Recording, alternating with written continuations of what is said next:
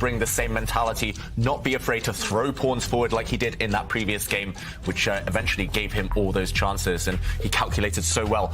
More importantly, he had a clock advantage. He had an extra minute or two on the clock over Magnus throughout the entire game, and that really got him close to victory. But in the meantime, repetition of game 2 of the day. Are we surprised that Hikaru is going back into this opening? And this is where it changes. What we saw was a queen trade, but the bishop pawn had advanced up the board, and it looks like Hikaru did a little preparation. He switched it up a little, but we still have an endgame. The queens have been traded off, as Robert likes to call it, a queenless middle game, because every other piece is on the board. Now, I have to say, when the match started, and Hikaru, after losing that first game, it looked like mission impossible to even come back into that match. But what we saw in game 3, it showed us what Hikaru is capable of, the pressure that he surmounted on Magnus, and Magnus knows that it's not going to be easy with the black pieces. But I'm still surprised that Hikaru has an approach to go for a queen trade so early on in a win-on-demand game. Yeah, very rarely works against Magnus Carlsen to get the queens off and somehow outmaneuver him. And it clearly looks like Magnus has done his research too. Well, you said it rarely works, but it just almost worked to perfection for Hikaru Nakamura. The queens came off. It was an endgame. The evaluation bar, the computer said, oh, it's equal. And Hikaru said, not so fast. I have a more active king, and he won upon it almost the game. But I feel like Hikaru is misunderstood as this tactical player. He is a brilliant tactician. We've seen him do puzzle rush. We've seen his great games under the duress on the clock. But he actually loves these intricate positions with full of subtleties and nuances where he can just play a neutral position. I think that maybe this one doesn't feel like a must-win position because it's just a symmetrical structure of both sides putting their pieces on similar squares. But I do think that Hikaru definitely has what it takes to win a position just like this, even against Magnus Carlsen. Yeah, he definitely has what it takes, but it feels like the next few moves are critical, because if black does get organised, if black does get rooks to the centre, start challenging for the d-file, then all the pieces are going to disappear very fast from the board, and Magnus's chances of drawing will be increased with them. So, yeah, it definitely feels like Hikaru, he's going into the tank at the right moment. He needs to create some little imbalance, at least something for Magnus to sweat about, but it's not going to be easy. And with that last move, Magnus creates a threat on the board. He has pinned that knight, as we can see, to that rook on d1. And what he wanted to do was bring his own knight to the center of the board. Knight d4 was a huge threat on the board, taking advantage of that pin. Hikaru continues to develop, stopping that threat, brings the bishop to the e3 square, connects the rook. What he wants to do next is push that rook one step ahead, also signaling at a doubling up along the only open file on the board. You've got rooks, bring them on the open files. Yep, good logic there, good strategy. And now up to Magnus. How is he going to improve his position? We know he hates to castle.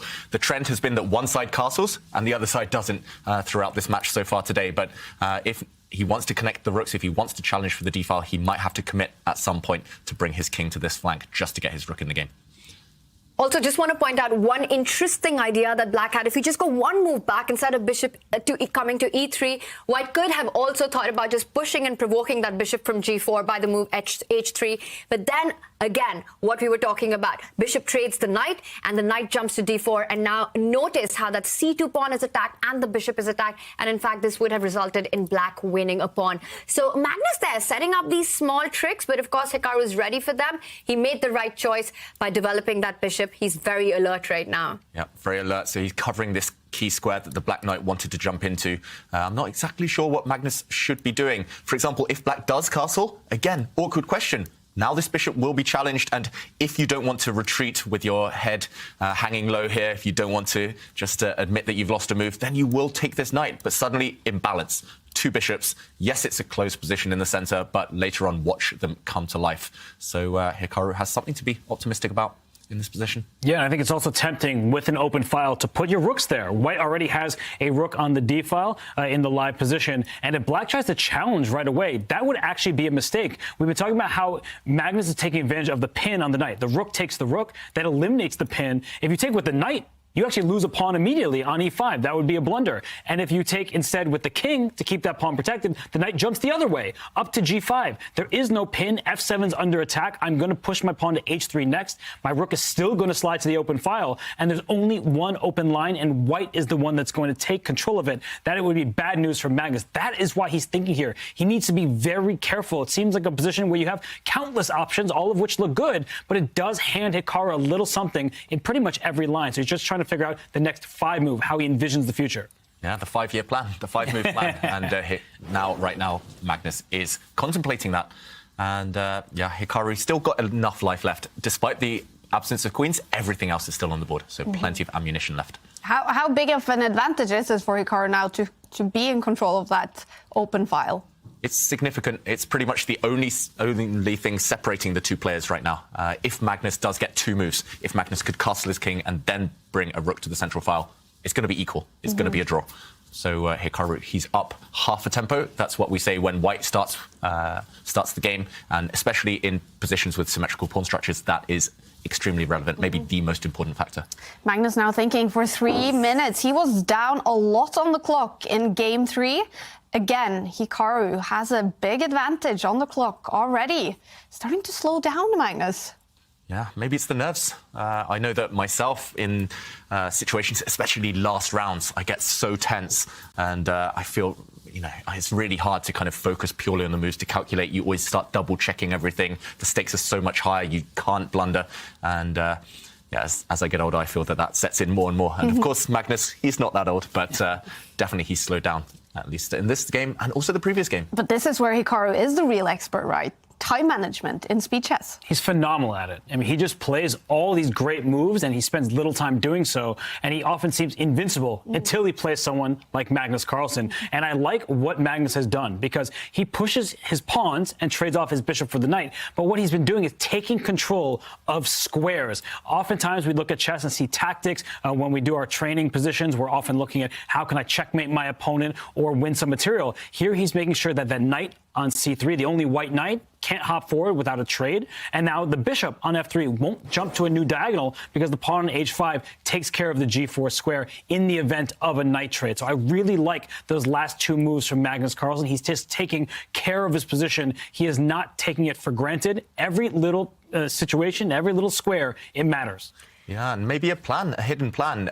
If he gets given the time, the opportunity, he could try to remove white's bishop pair by trading off the dark squared bishops later on.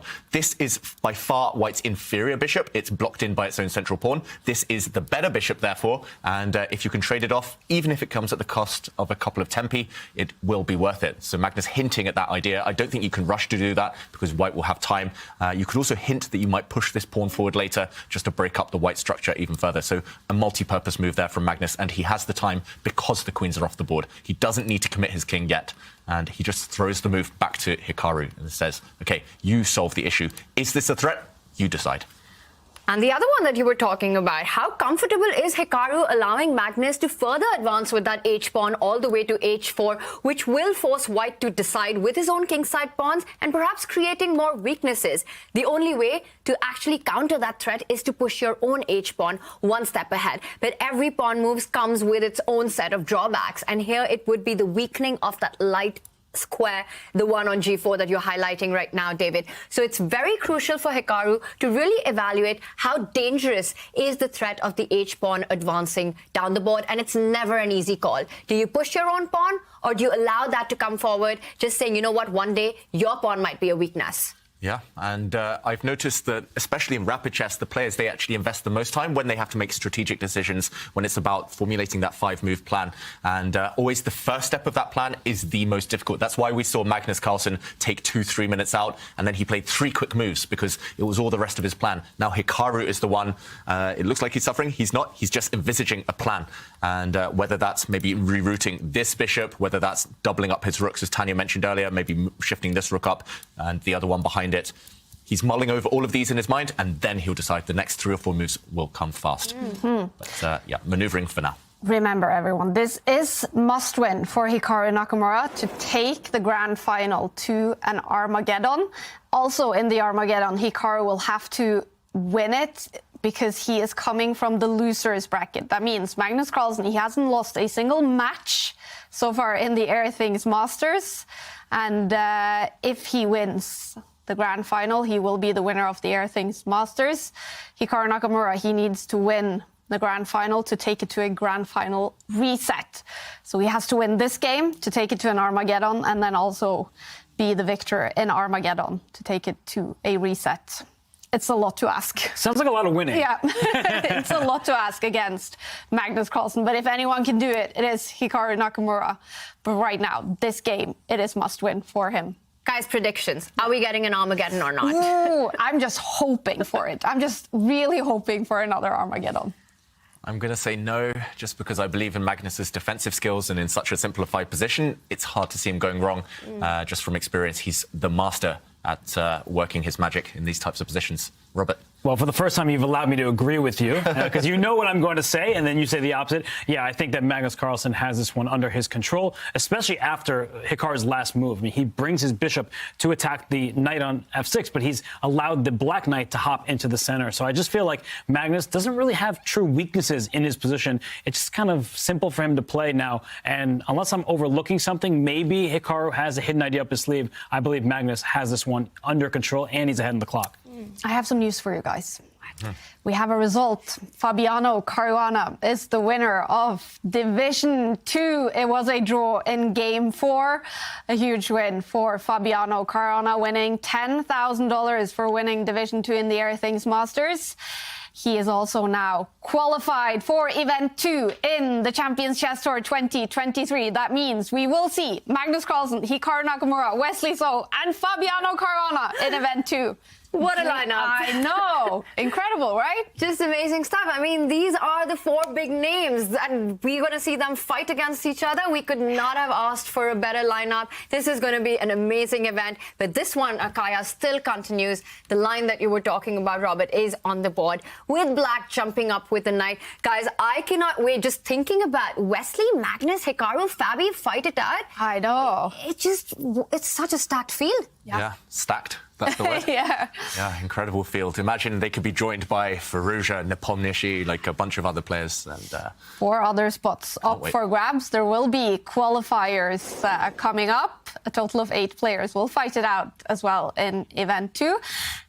And we're actually joined by Fabiano Caruana. Huge congratulations on winning Division 2, Fabi.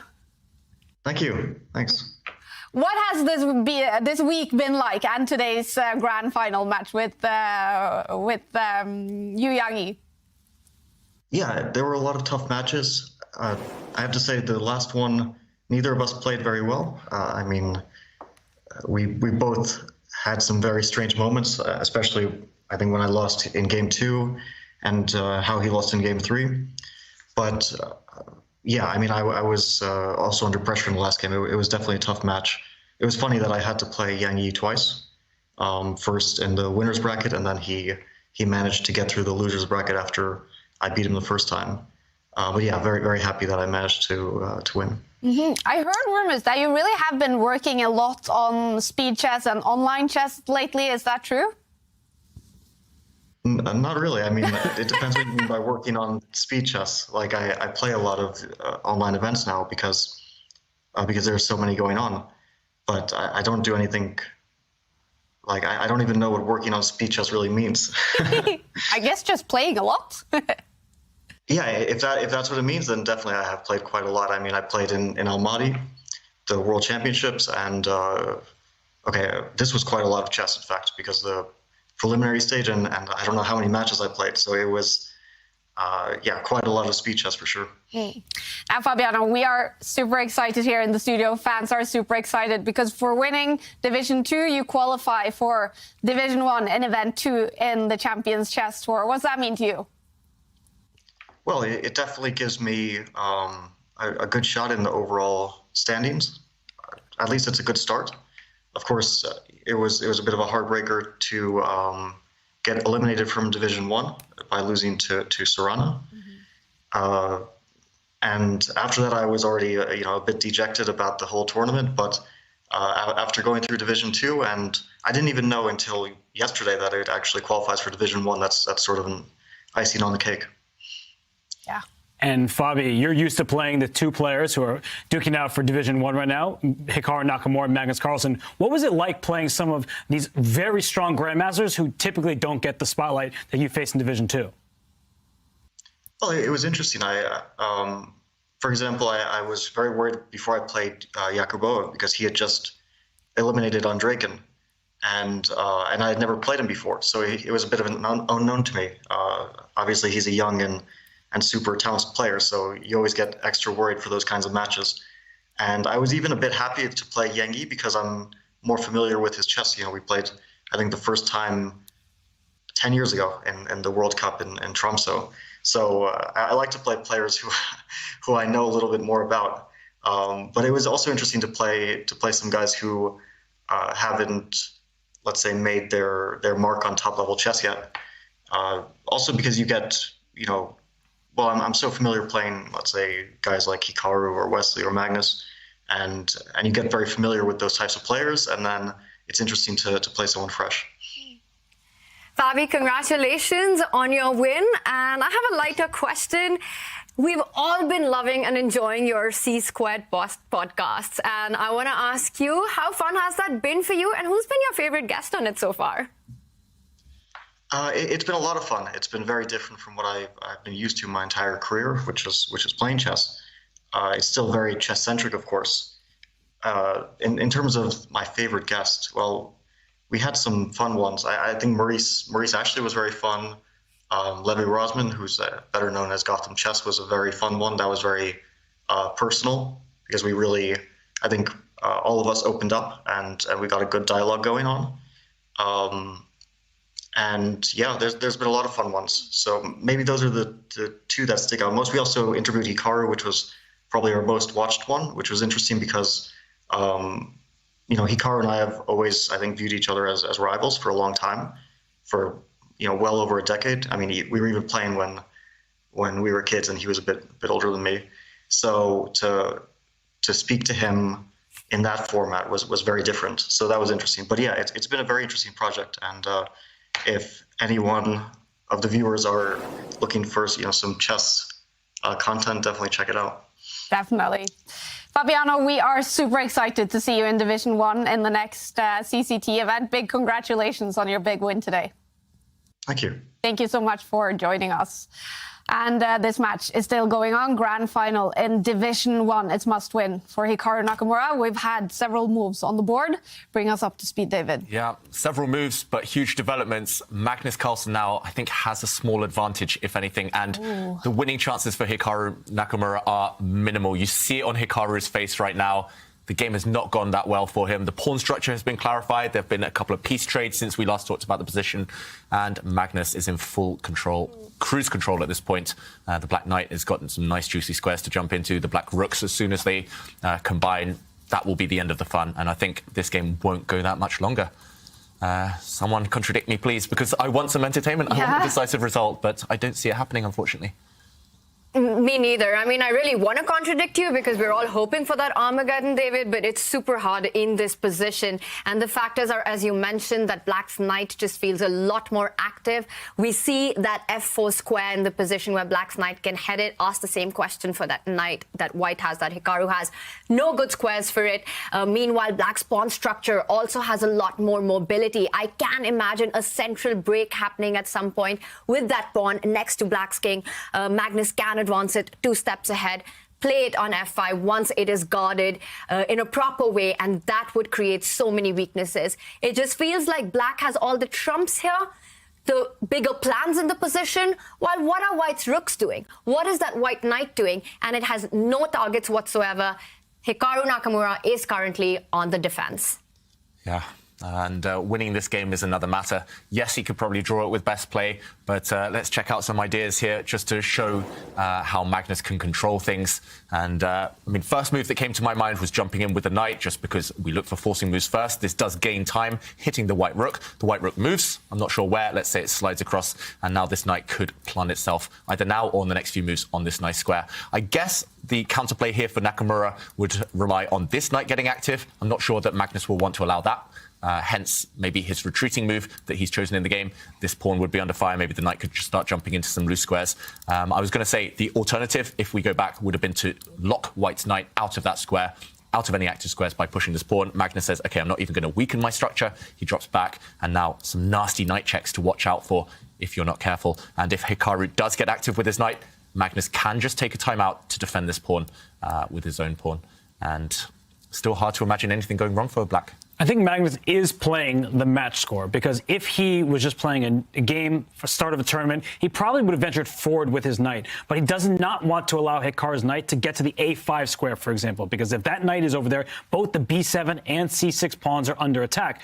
Now, by bringing his knight to e6, he just is keeping his pieces closer to that side of the board. The knight can, in fact, hop up to the c4 square, and once black plays f6, yes, that knight can, in fact, go to a5.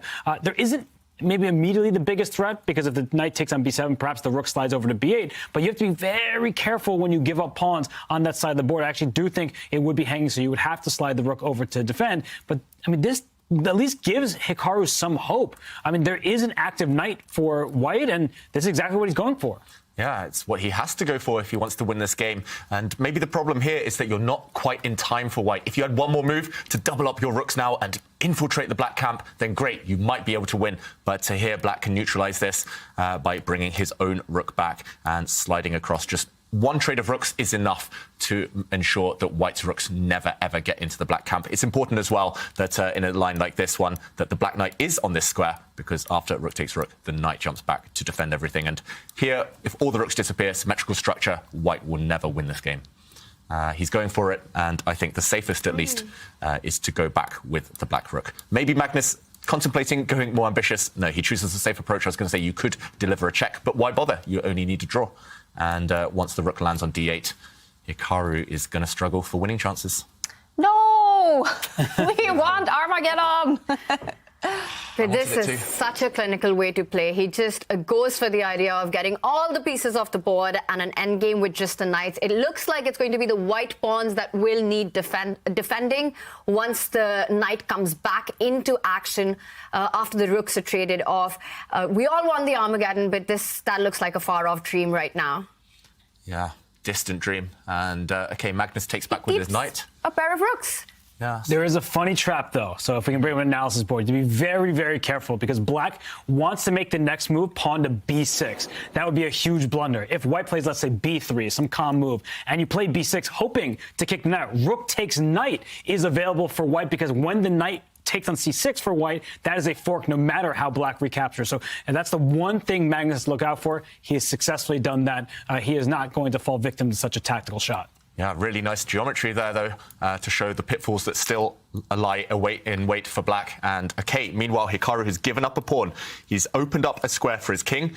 It has come at the cost of a pawn, but these guys are a bit ugly. They're not the strongest pawn structure that you'd ever like. And, OK, the problem here is how to attack them. Can Hikaru find a way in?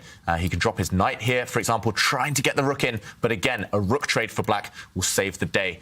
And at the very minimum, instead, he just improves his structure. He pushes his pawn forward.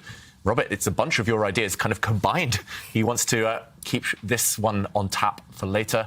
I'm not sure what the direct threat is, but at least it's tricky for Magnus to keep control over both sides of the board. If the clocks were reversed, I would say Hikaru has some chances. But unfortunately for him, he's down on time. He's down a pawn. He can't actually quite weasel his way through and create an attack. The white king at some moment may slide up to g4 just to put pressure on the g5 pawn to keep that knight honest. But we see Magnus's last move. He slides his rook over to c8. He says, I might not just have to sit passively. Maybe I'll push my c pawn, open up my rook. You have to be careful when doing that, because the c6 pawn is covering the very important d5 square. But Magnus, he's just not going to sit and do nothing. He's just saying you have to think about these things if you're Hikaru. Not just that, he could also advance the b pawn up the board and really kicking that knight out of c4, and then going for the idea of c5 as well, opening up the c file with the backward pawn on c3. That pawn sacrifice that Hikaru just made, it felt like desperate times call for desperate measures. I don't really see where it's leading. Yes, you create a nice little spot for your king, but black's knight, Magnus's knight, just defends all the pawns, all the weaknesses on the board. And also watch out. Imagine that king does land there.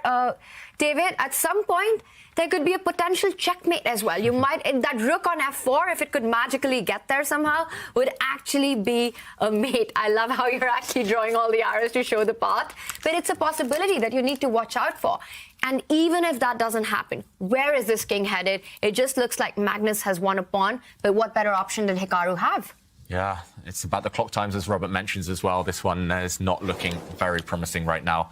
I still don't think White should lose with best play. I think you're okay here, despite giving up that pawn for not too much. But Hikaru, how does he at least ask one or two more final questions?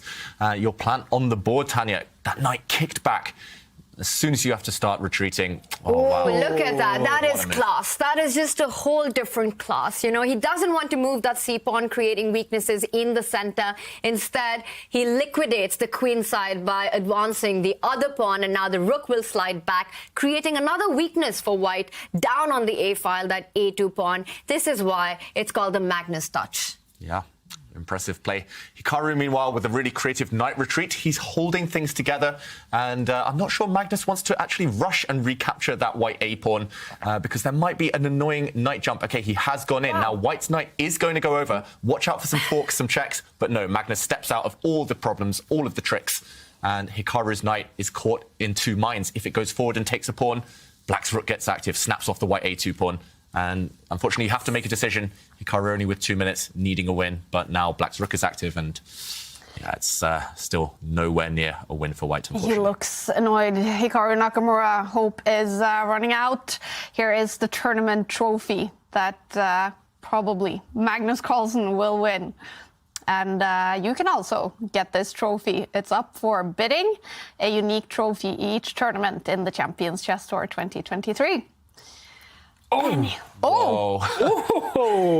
that move is almost as nice as that trophy. He just gives that pawn where two white pieces can take it, and now he's saying, if you take with the king, your king lost contact with the pawn that's behind it on f2. Thank you very much. If you take with the pawn, Black springs free an outside pass pawn and some knight checks. I wasn't expecting that move. I was listening to you, Kaya, and suddenly I saw that move played, and I was just taken aback. That is beautiful tactical awareness from Magnus Carlsen. He is really earning this championship. Is he finishing off in style here, Magnus? He is. And I love Robert's reaction because every true chess player, when they see a move like that, it's like, yeah, you got to appreciate it. And that's what we call an invisible move, when you land something on a square that looks like it's protected multiple times. It looks impossible, but often that breaks the coordination in the enemy army. And look at Hikaru. Look at the bar. Yeah, he's got a lost position, and he knows it, unfortunately.